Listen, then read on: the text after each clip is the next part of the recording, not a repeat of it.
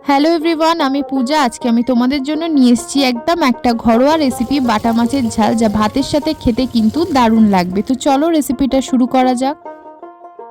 Online থেকে মাছ কিনে কিন্তু আগের দিন রাতে আমি ফ্রিজে রেখে দিয়েছিলাম। তো প্রথমেই দেখো মাছটাকে আমি ভালো করে ধুয়ে নিলাম। তো অনলাইন থেকেও যে এত সুন্দর মাছ আসে সেটা কিন্তু আমার জানা ছিল না। সত্যি মাছটা খুব পরিষ্কার করে কিন্তু পাঠিয়েছে। তো মাছটাকে দেখো আমরা নুন হলুদ ম্যারিনেট করে নেবার পর কড়াই সর্ষের তেল গরম করে মাছটা কিন্তু উল্টে পাল্টে একদম লাল করে ভেজে নিতে হবে। তো আজকে দেখো রান্নাঘর থেকে এই বিশেষ যন্ত্রটা বার করে আজকে শিলনোড়ায় মশলা বেটেছি, যেটা কিন্তু আজকাল কেউ আর বাটে না মিক্সারের জন্য। তো যাই হোক, আমি মশলা বেটে নিয়েছি সর্ষে, গোটা জিরে, রসুন, আদা। এর মধ্যেও কিছু গুঁড়ো মশলা অ্যাড করে নিলাম, যেমন কাশ্মীরি মির্চি দিয়েছি, লাল লঙ্কার গুঁড়ো, হলুদ গুঁড়ো, নুন, সামান্য একটুখানি চিনি।